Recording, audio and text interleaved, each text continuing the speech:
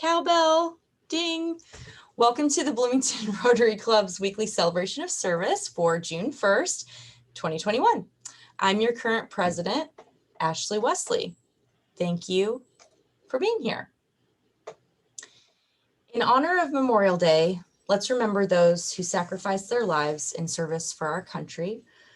By having 15 seconds of respectful silence, we ask that you remain on mute and take this time to personally reflect.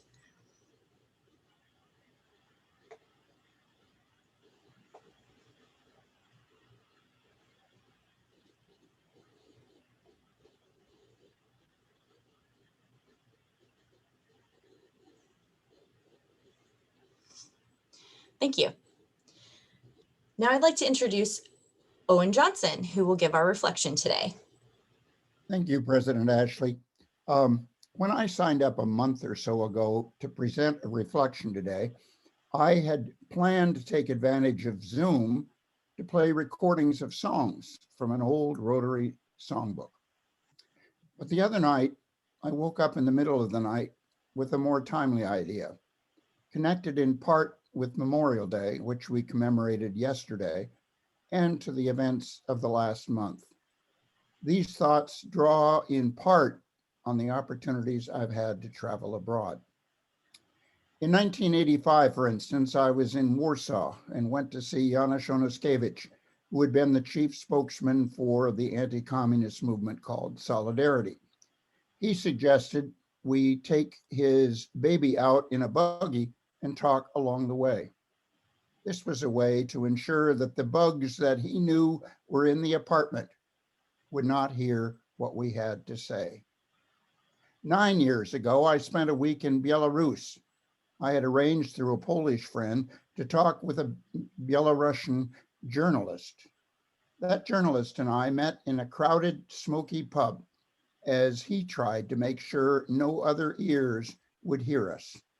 His fear was palpable as his hand shook constantly and he chain smoked during our conversation. 4 years ago, I was part of a group of a dozen or so people who spent 10 days in Israel. Our base of operations was Bethlehem in the West Bank. We toured Jerusalem. We went up to the Sea of Galilee. Whenever we returned to Bethlehem, we had to go through an Israeli checkpoint.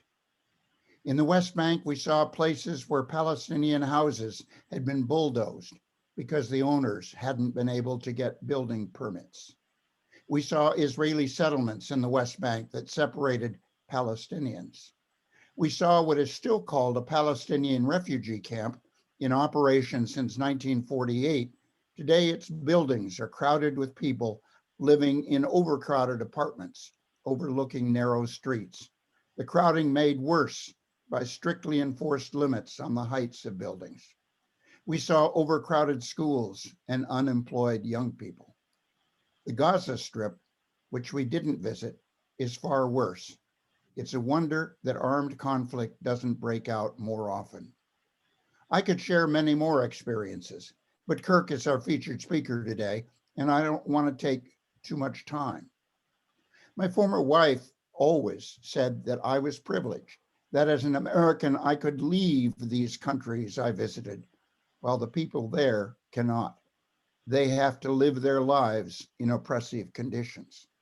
The regimes held or hold power and are not afraid to use it. Occasionally, protests will break out, but they stand little chance. In oft-used words, peace is not the absence of war. Rotarians, by carrying out service projects and supporting peace fellowships and scholarships, are taking action to address the underlying causes of conflict, including poverty, discrimination, ethnic tension, lack of access to education, and unequal distribution of resources. Progress consists of small steps. Sometimes there will be setbacks. We should always work to make things better. We should never, however, forget those people who live in oppressive conditions. Ashley? Thank you, Owen. And now it's time to introduce our guest that we have with us today. Jim Bright, would you introduce your guests?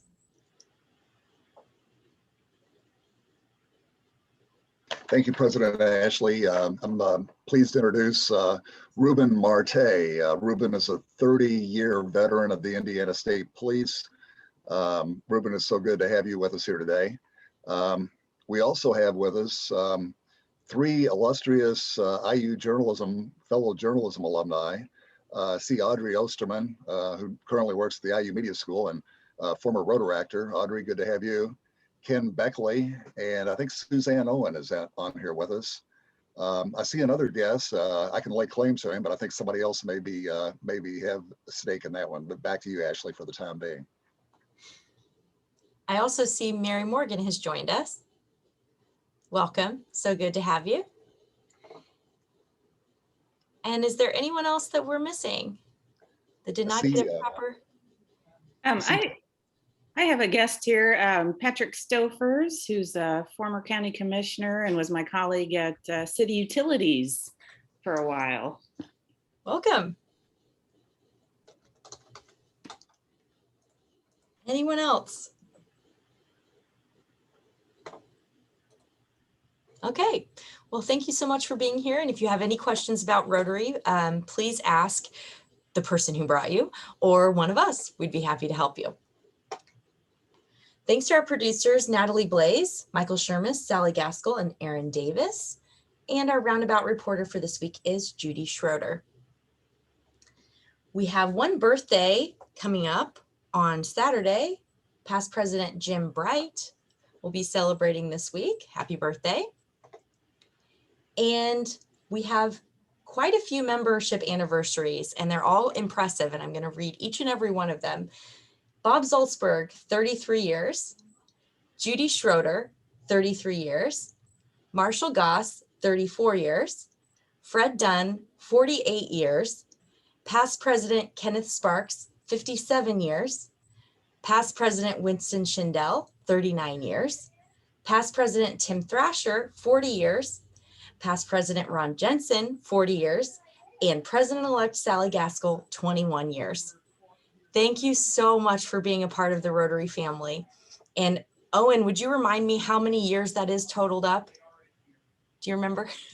345. 345 collective years of Rotary membership. Thank you so much for being a part of this family. I have one announcement before we get to our program. Please remember to sign up for a committee. This is really important. This is where the work of Rotary gets done. And we announced the committee openings last week at our club forum, and we have several slots on each committee open still. So if you need any support signing up, if you didn't see the link in your email to sign up for that, please let myself or Natalie or Sally know, and we would be happy to get you placed in the committee that you'd like to serve on.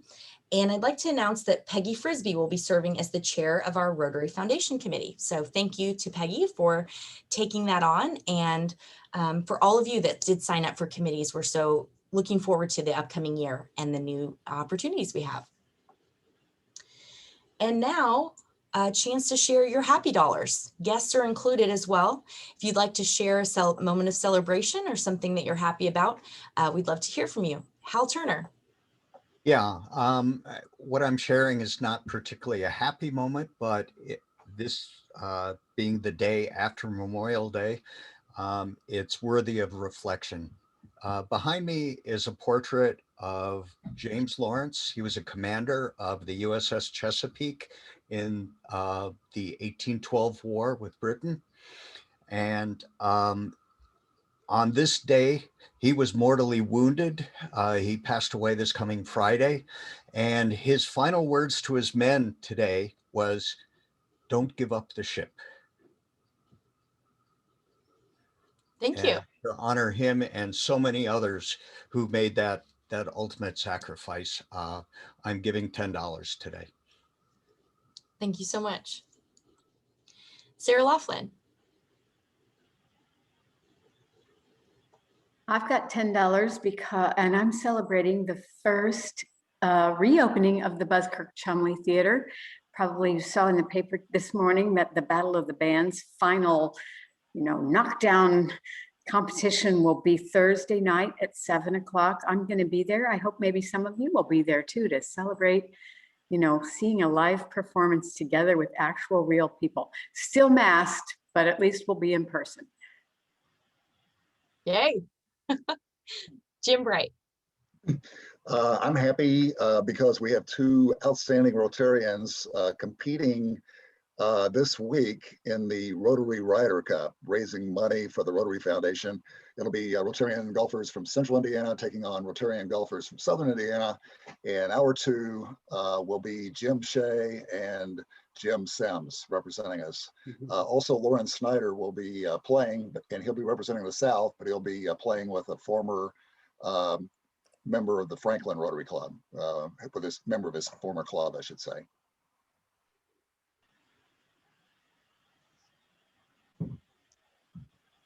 Any other happy dollars to share?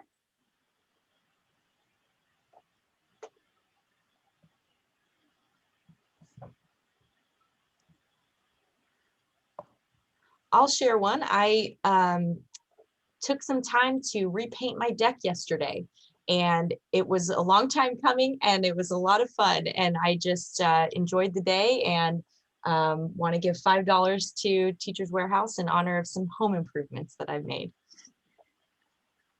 I've got one. Mike. I've got $10 happy dollars. I want to thank Natalie Blaze for giving me my first QuickBooks online lesson. And I wanted you to know, Natalie, that I've balanced 3 months worth of activity in our new account. So thank you. Woohoo! I knew you could do it.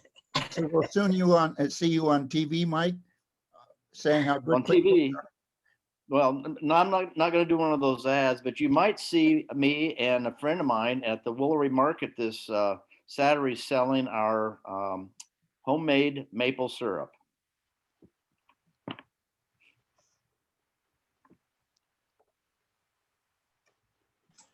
Any other takers? All right. Well, thank you for sharing those celebrations. And without further ado, Jim Bright, will you introduce our speaker for today? Yeah, thank you, President Ashley. It's my pleasure to introduce our featured speaker, IU Assistant Vice President, Governmental Relations and Economic Engagement, Kirk White. Kirk's talk is entitled From Jordan to Bloomington, Leadership Lessons Learned During a Global Pandemic. As you may have read in today's front page story in the Herald Times, Kirk has been heading up the IU Bloomington COVID response unit since April of 2020. Kirk joined IU's professional staff in 1984 after earning his Bachelor in Science from SPIA. He has served in many assignments, most recently as Director of Community Relations. And in the community, Kirk served as a member of the Bloomington City Council for 8 years and as a member of the Monroe County Commissioners for 4 years. Serves on numerous boards in the community. Kirk is a retired colonel in the Indiana National Guard, serving in overseas mobilizations in Afghanistan and one in Jordan. He's also past president of the Rotary Club of Bloomington North. Kirk and his wife Janice have 2 daughters, Reagan, a 2020 graduate of IU, and Jillian. So please join me in a warm Bloomington Rotary welcome for our good friend, Kirk White.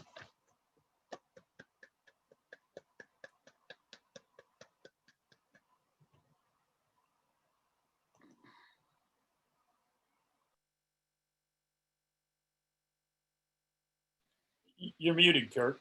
Kirk.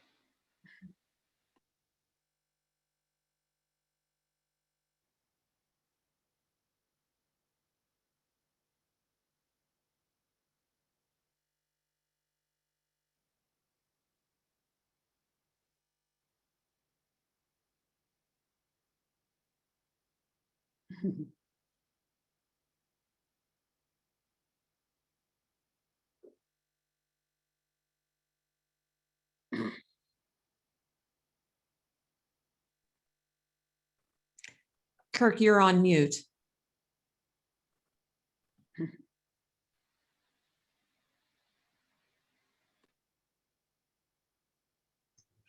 Kurt, lower left corner of your screen.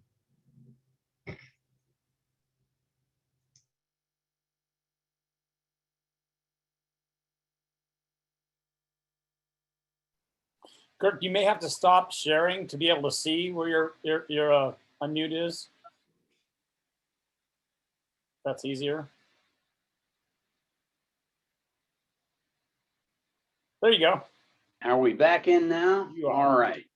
Problem is, I'm having trouble getting the screen share back up. I'm not sure what I have done here. It's actually showing. All you just need to do is enlarge it. Okay, let's, sorry about that. Let me get over here. Go to this. And How's you're good that? to go. Okay, very good. Well, thank you everybody for being with us today. It's a pleasure for me to join you. As Jim mentioned, we talked a little bit about this a few months ago about how to present this. Really 2 years of my deployment to Jordan, and then blended in with how Indiana University has worked with its global pandemic response. So today I'm going to do a little bit of both. If let's see here, let's move this. There we go. All right. So we'll talk about what is the Indiana National Guard doing in Jordan? What did we do there?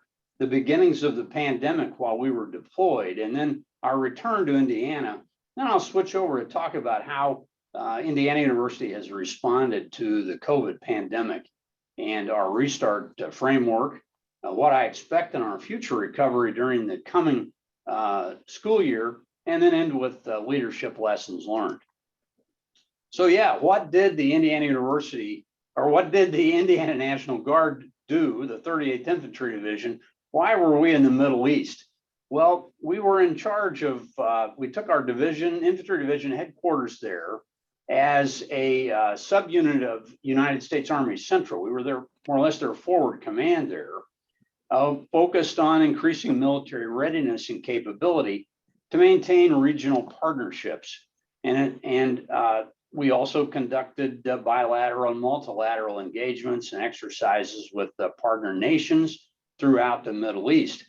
And that's where we started. When they talked me into doing the mission back in 2018, this sounded like the perfect thing for me to do, working with our partners in Jordan. But as we'll see here, things got a little changed as conditions changed in the Middle East. Let's take a look at U.S. Army Central's area of operations. Includes this black area as well as the red area. And the 38th Infantry Division, the Indiana National Guard, was responsible for coordinating operations in this red circular area here. And of course, Jordan is right there to the west in the middle of things. And you can see that it really is in a strategic position with Jordan is, with Syria to the north and all the conflict that's been going on there, Iraq to the east, Israel and Egypt to the west, Saudi Arabia to the south. Some interesting borders for Jordan, but a really good time to be there for a lot of reasons. And if you've not had a chance to visit Jordan, I put a few facts about the country up. It's interesting that Jordan has a population of about 10 million, but when you look at it, it's over 60% of the population is ethnic Palestinian, including the king's wife, for example. So you have a real mixture with a lot of refugees that are in the country. And so, though it's a very successful, stable monarchy right now, with all of this diversity, the king is always a little concerned about how things could start to melt down.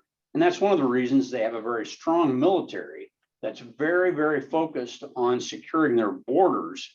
And that's one of the main reasons that we were there, to help them work on border security, to keep terrorists out of their country and keep the monarchy stable. Really, it's a great place to visit and very friendly to Westerners.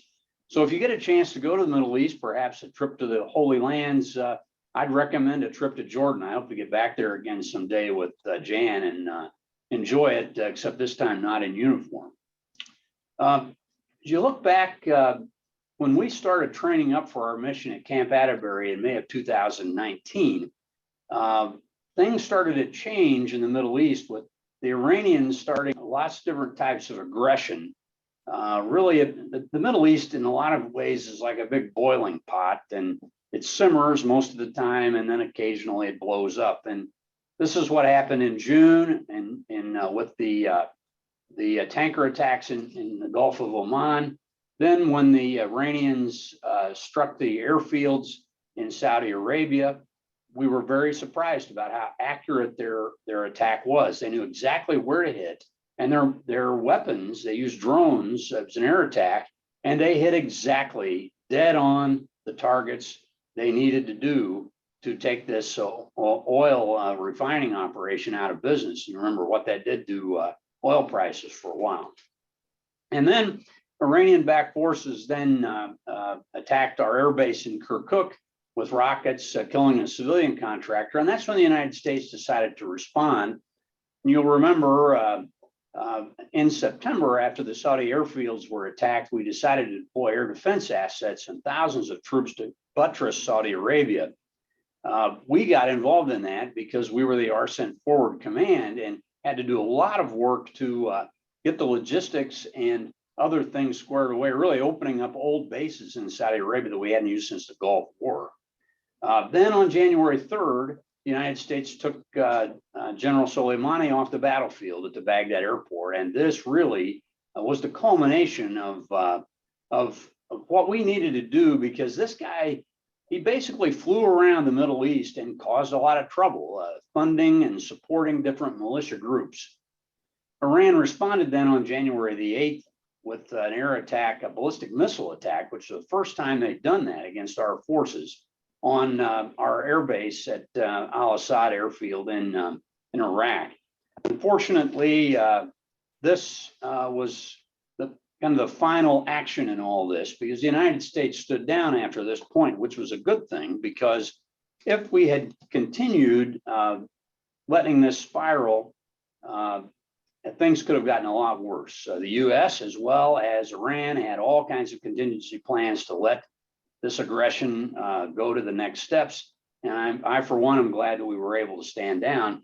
But it was, the reason I bring all this up is that it changed our mission in Jordan significantly, where we were supposed to be focused on really exercises and nation defense building, partnerships and that type of thing. We had to focus our response on what was happening and what Iran might do next.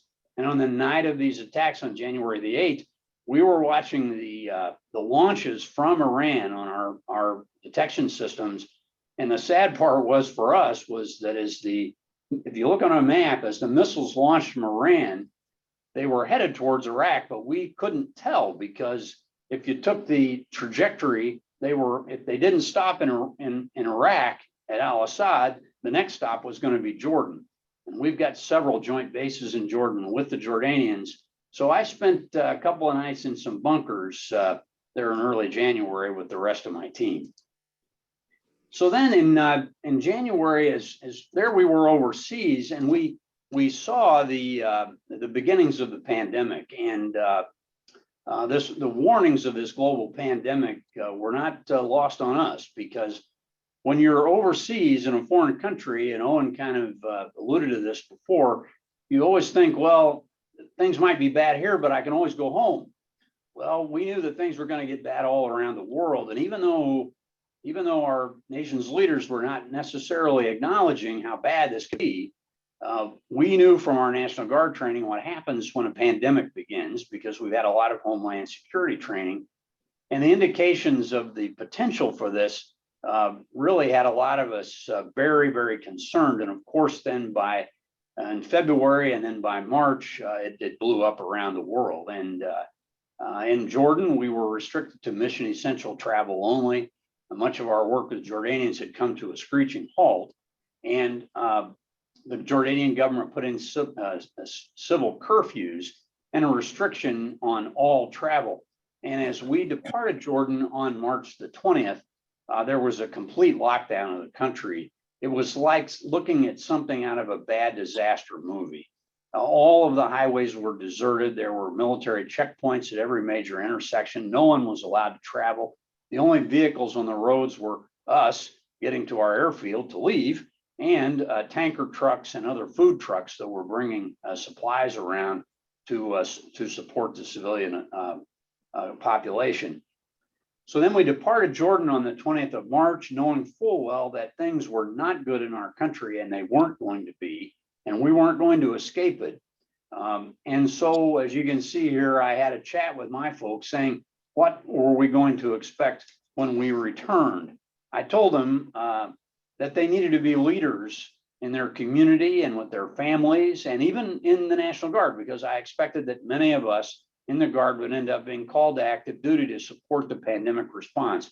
And sure enough, that was true. Once we got back, many of the soldiers you see there ended up on active duty. We went back then and were in quarantine for 15 days at Fort Hood in double bunked barracks, packed in a fenced in compound. We couldn't leave these buildings in this little compound for 2 weeks. It was quite a welcome home. Normally when you come home from a deployment, there's parades and flags and a band playing. We got stuck in quarantine and isolated for 2 weeks in a packed barracks. And to myself, I thought, you know, I started in the Army in a double bunk barracks as a private, and I'm going to leave in a double bunk barracks as a colonel. And maybe that's just the appropriate thing to do. So we flew back and arrived in Indianapolis and then in Bloomington on April the 5th. And immediately then we dove into the problems that our country was facing. And here I'll transition to how I started working with the COVID response at the Indiana University campus. While I was gone, I was still following things at a distance, talking to some of my friends back here in the IU administration. The initial response was handled as you would expect by our Public Safety and Emergency Management Department at IU that has offices throughout the state at our various campuses. But our initial planning for a pandemic really focused mostly just on how we would distribute vaccines. The idea of closing the campus and shutting down operations wasn't something we had comprehensive plans for at all. By March the 15th, as you know, the university realized that to contain the spread, we were just going to have to cease operations. Unfortunately, Indiana University has one of the largest medical schools in the country, and President McRobbie appointed a blue ribbon task force headed by the dean of our School of Medicine, Jay Hess, to figure out how would we restart the campus again, or when and where we should restart. But the great part about this is that we had leadership that guided us from the beginning with a mission statement and an end state, that we knew where we were going and we knew what we had to do. Here's President McRobbie's quote. He highlighted the health and safety for our students, faculty, and staff, and said that our main goal was maintaining the continuity of instruction, our research operations, and our clinical operations. And that's what guided us as we made decisions over the coming year. We put together a restart framework, and I was not part of that. This Blue Ribbon Committee put together the report that really outlined how the university should operate as we restarted after an extended spring break in March of 20. The main thing we needed to do was mitigate risk. That meant de-densifying everything, distancing everybody, the face coverings, all that stuff that we're used to now. Limited food service, cutting the bus service down to half of capacity, changing the whole class learning environment, putting things online, protecting our vulnerable populations. Another key part was monitoring, testing, and case tracking. And that means we stood up a huge mitigation testing operation.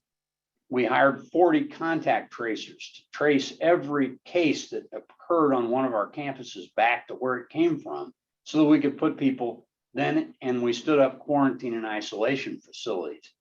Next thing was to plan for vaccinations and therapeutics, work on the mental health of our populations, because we knew this was going to be a challenge, and then all the legal and ethical issues about what was going on. This took a large organization system-wide. You can see here, this was the medical response team that the university put together to implement the Restart Committee report. And it's a group that worked throughout the state And I and Catherine Dyer, the chief of staff for the provost, were selected to manage the Bloomington COVID response unit. By late May, about 1 year ago, I got a call from Provost Rubel, and she said, Kirk, you know what? I think I really need you to help us do this. Now that we've got the report out and we look at these huge daunting tasks in front of us about really changing the whole operations of the campus, I think I really need an old colonel to help me out and get it organized. And I said, well, I've got a little bit of capacity. I can help you out a little bit and still do some of my other duties. That lasted about a week when the full effect of what we needed to do kind of landed on me. And Bill Steffen, my boss, just said, Kirk, you're assigned to this full time, and as long as the campus needs you. And frankly, it was one of the best things that could have happened to me, because it really helped me transition from being in full speed military mode, running a command post in Jordan, to basically running a command post, being in decision-making agility mode back here in Bloomington. We had lots of things to do. We had to adapt this whole operation on the campus, or we simply couldn't open the campus in August. And we had really 2 months to get it done. We had to turn organization charts upside down, build new teams, assign new duties to people that had never done the same kind of things, but we were able to do it.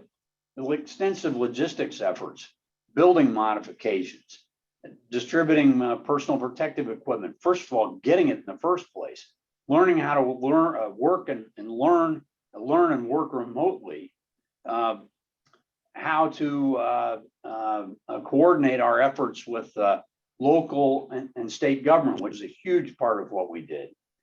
Communicating and building trust, being transparent in all channels and modes, conducting regular briefings. It was huge. Hundreds of university employees had to change what they were doing. But really, since a lot of things we weren't doing anymore, like athletic events, auditorium events, lots of other things, running the union, the hotel, we just repurposed all these employees to help us do these kinds of things that we had to get done in a hurry. And we think we did pretty well. In August, we stood up that antigen testing site. So we tested every student as they came back. We were the largest COVID testing site in the state for a week. And we ran everybody through there with instant tests with really an excellent organization. And right from the beginning, this built trust that it looked like, and really the university had its act together. And so people then, that trust built throughout the year, and they knew what we were doing because it looked like we knew what we were doing. And that's really key to when you're having to make difficult decisions and ask people to completely make 180-degree turns. We continued the mandatory testing throughout the semester. Twice a week, people were getting tested that lived in all of our residence halls and Greek houses. This was such a huge operation that we bought robots and opened our own testing labs at Bloomington and IUPUI. The contact tracing went on at great speed. The outbreak response, when we'd see a bunch of cases concentrated in a Greek house or a dorm, we'd jump in there, grab folks, get them into quarantine and isolation. We set aside Ashton Quadrangle with 560 beds just for quarantine and isolation. And I could talk for a half an hour about how we had to do that, because it required enormous amounts of training and testing, cleaning, to make it sanitary and hygienic so we didn't spread anymore. We implemented this vaccine operation in Simon Scott Assembly Hall, and we're able to do 2,500 vaccinations a day. For all this, we've been recognized in the top 10% of universities nationally for the protocols we put in place. And we stayed open and kept all of those things operating when some other universities had to curtail or close. And so now, as we look down the road, we've continued the spring plan for summer. We're going to phase in in-person office operations in July and expect to be back up to full speed in our offices in August. We'll continue to strictly observe IU's policies of masking, distancing, and avoiding crowds and groups through the summer. But by August 1st, we'll be back pretty much to normal operations, with taking the partitions out of the classrooms, putting all the desks back in. Facilities is working on that now. And now, you know, we have, as we start fall semester, a vaccine requirement for all faculty, staff, and students. And that was not an easy decision, but we feel it's the right one because there's no real other way to be able to guarantee, if there is a guarantee, that we can keep things running normally. But we plan to do that. Normal classroom and residence hall occupancy will come back. We'll continue monitoring. We'll continue to have quarantine and isolation capability. We'll continue to have vaccine capability. We'll be ready for boosters when they get here. We'll again require flu shots in the fall. Some of these health and safety precautions that we did during the last year will still be in place this fall, but much will depend on the state of the pandemic. And I hope that our country can continue to get better. So let's talk about our leadership lessons learned. Well, we've got to be agile. And I learned that in Jordan.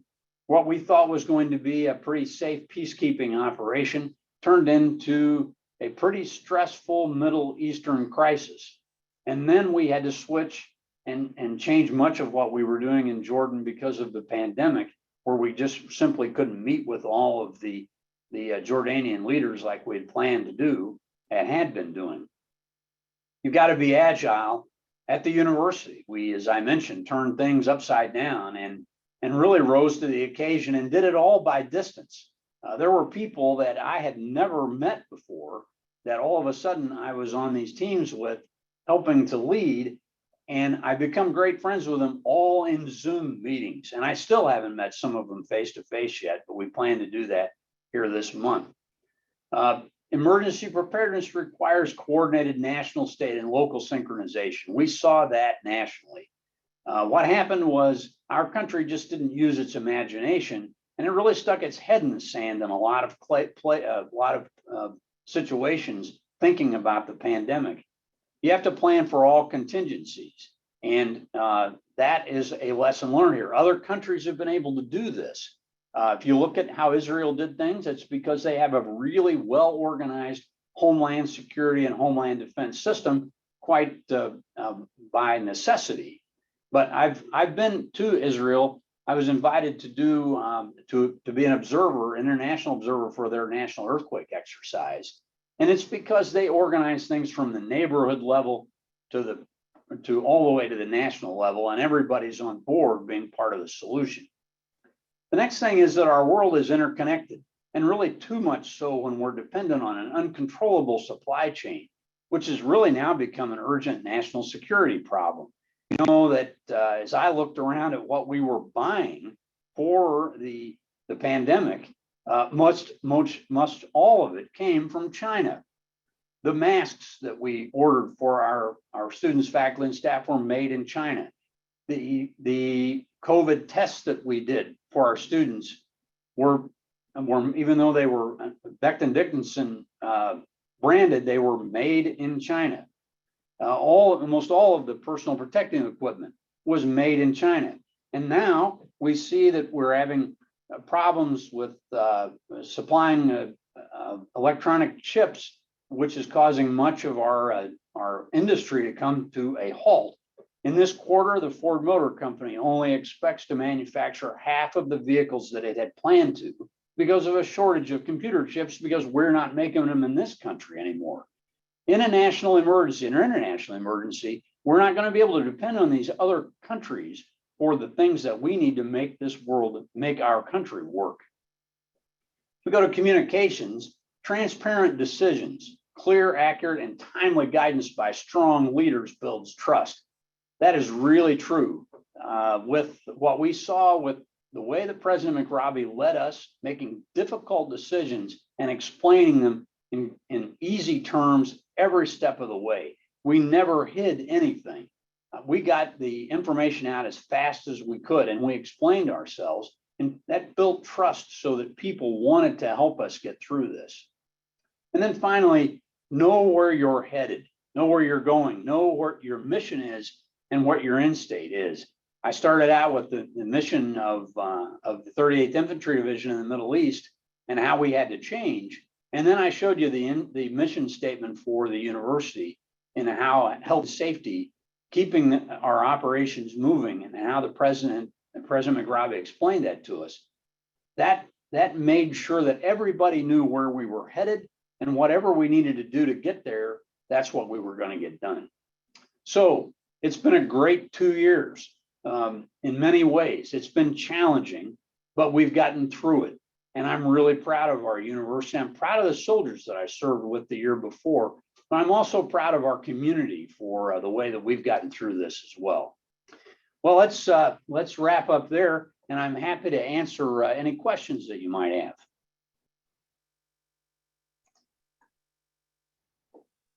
Kurt, do you know what percentage of our students are currently vaccinated?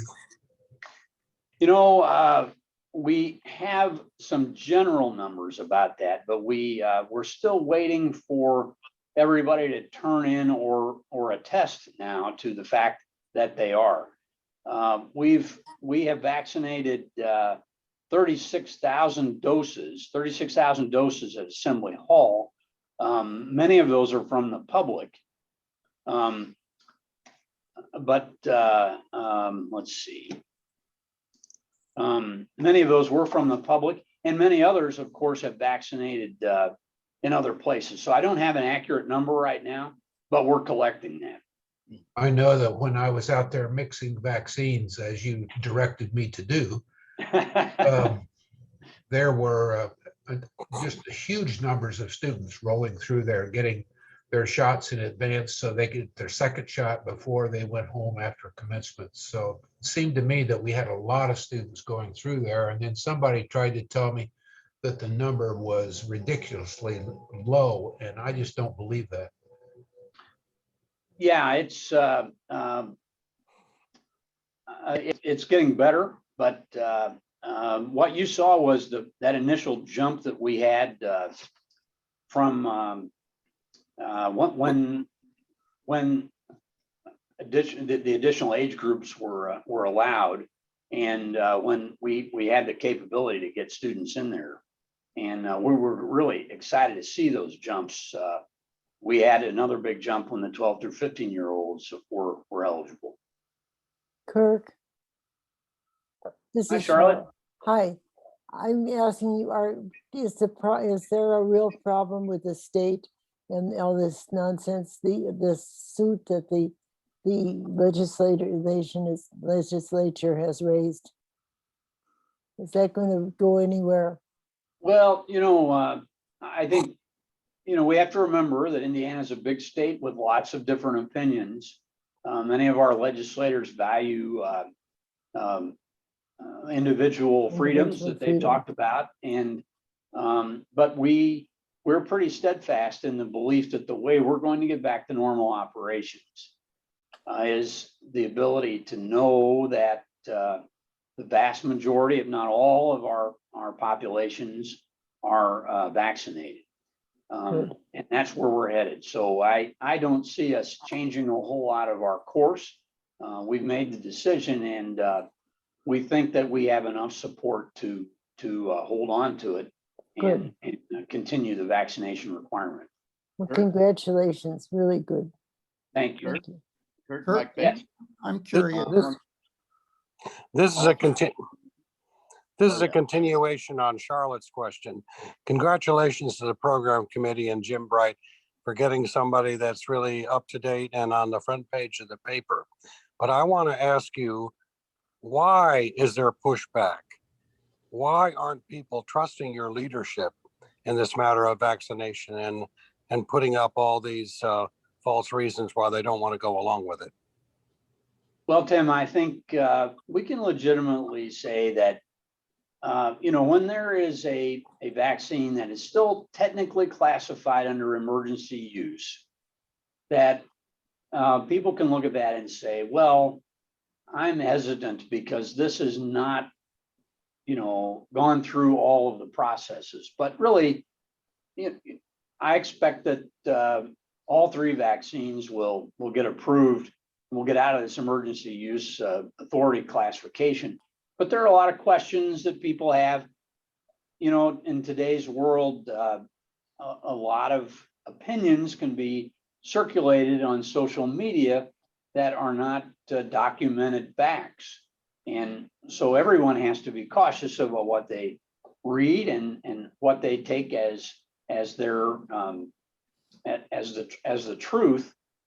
I like to follow what the CDC says, and that's what the university has tried to do. Plus, I really trust the doctors that have been advising us and that we meet with almost daily to take their advice.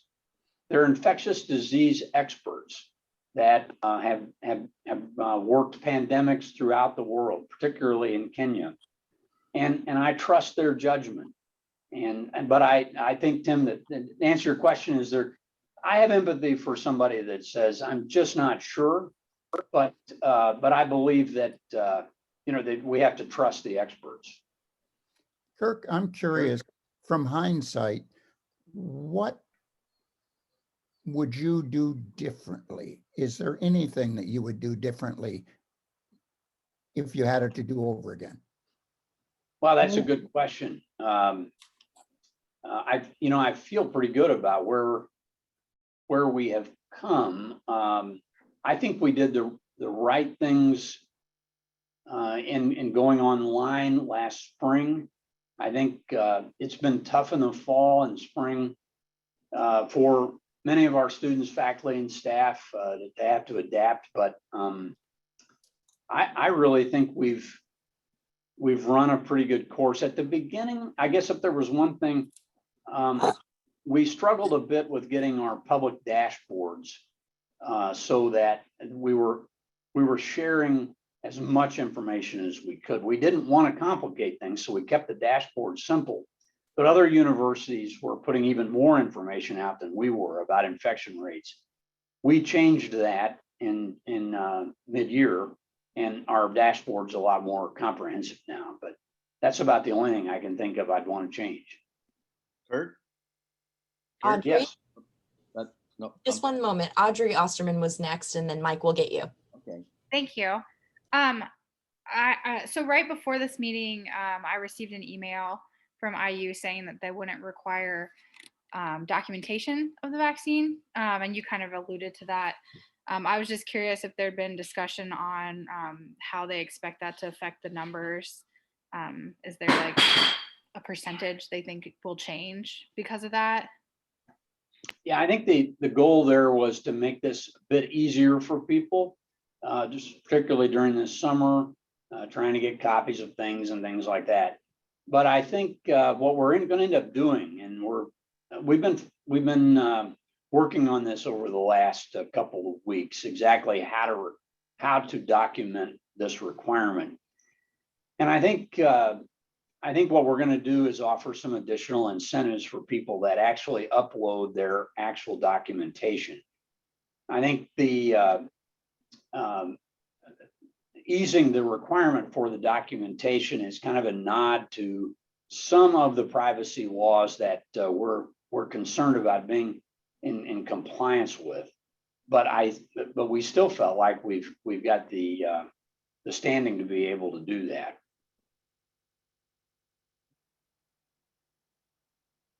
Mike Baker. Yes, hi, Kirk. First of all, thank you for your service. My question centers around IU in talking with the other Big Ten schools. If there's been any coordination or discussion with the other schools in the Big Ten and learning what they're doing, and if there's going to be more schools that follow sort of IU's lead into the full vaccination stance. Yes, so the answer is yes. Provost Rebell and President McRobbie talk to their counterparts on a regular basis.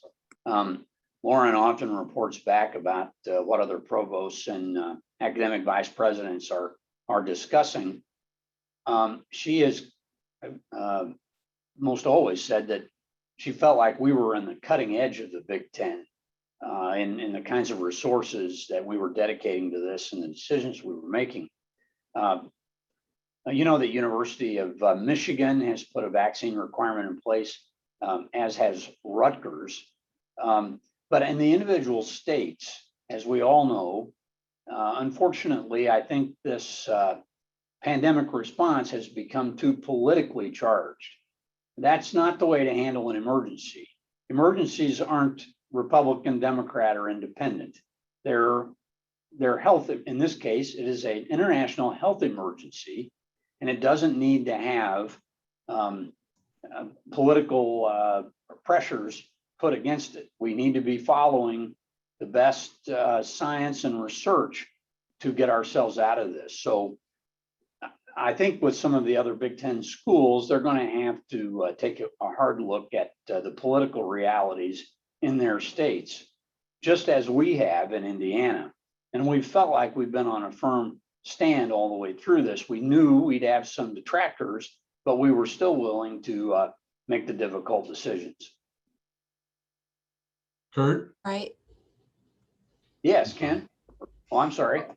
Yes, I have a question. How much do you anticipate that the Bloomington campus will open to athletic events, cultural events, rooms at the union, meetings by organizations, and so forth? I think what you're going to see is all of that turn back on in August.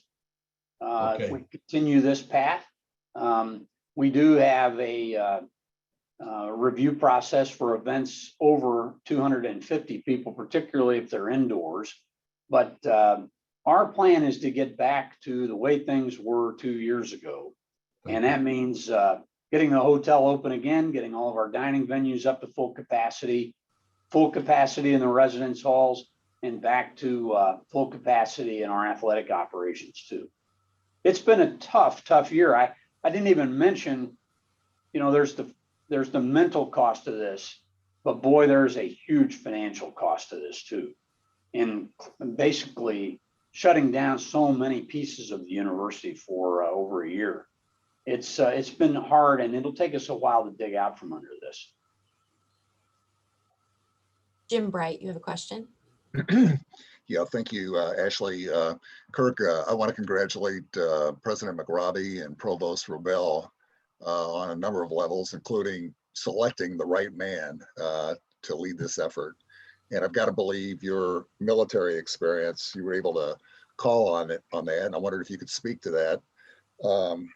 And also, to be honest with you, a concern that I have and maybe some others have, President McRobbie is leaving us. Provost Robel is moving into a new position. What's being done to ensure a smooth transition and an orderly transition where the top brass will know how to handle it going forward? Well, Jim, those are two great questions, and I'll make a personal observation here about the first one. In my first two deployments to Afghanistan, when I came home, I had varying success in transitioning back to life not under fire. And it's tough because there's a mental piece to it, but there's a physiological piece too. Your body is used to being on 24-hour watch. And that's true with most any deployment. And so I struggled a bit on those first two. It took me a few months to get back to where I felt like I was making a good contribution to Bloomington and the university and my family again. On this deployment, the funny thing is that, as I mentioned, I was in charge of a forward command post in Jordan. I was the senior Army officer over there for the U.S. And they were stressful days, and particularly with the Iranians doing all that they were doing. I can't get into all the details, but as I told you, where Jordan is, it's in a strategic location, and the Jordanians are great allies and invite us there, and we have quite a bit of interest in that country. So that was a stressful year, and I wondered how I would adjust when I got back, particularly with the pandemic. But the university really blessed me. I was able to come back and use those skills to feel like that I was just continuing a level of vigilance and service to the university, which allowed me to kind of come down off of the deployment. And it was a great fit. And I think Lauren Robel saw that, as did Bill Steffen, and that's why they put me there, and it's worked out well. So I've been blessed really to be able to have this role. On the second question, it is going to be a big year of transition for the university. with President McRobbie departing. But we have a great new president on board. She will, there is a transition team working to make sure that she's up to speed. And I see great things coming from her background and the things that she's outlined as her priorities initially. And on the campus level, the same is true. Where President McRobbie has appointed John Applegate to serve as interim provost.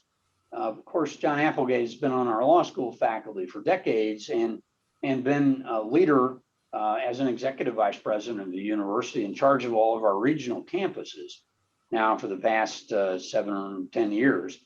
And so I think Vice President Applegate will come in with a good team using much of Lauren's team already in place and bringing some of his own, but building on his experience with the campus, having served here on our Bloomington Law School faculty. Thank you so much, Kirk. Do you have a few minutes to stay after we close the program to answer a few additional questions? Sure do. I'd be happy to do it. Thank you so much. In honor of your presentation today, we'll be making a donation to Monroe County United Ministries. So thank you for sharing with us. And Sally, would you tell us about next week's program? Gladly. Next week, our speaker is Kate Kimmer, the statewide anti-trafficking coordinator at the Indiana Coalition to End Sexual Assault and Human Trafficking. She's going to be speaking about her personal journey and how Rotary changed her life. That should be a really great program. I'm looking forward to that one. All right, let's have the 4-way test to recite together to close our program today. Of the things we think, say, or do. First, is it the truth? Second, is it fair to all concerned? Third, will it build goodwill and better friendships? Fourth, will it be beneficial to all concerned? And fifth, is it fun? Fun. Ding! Okay, thank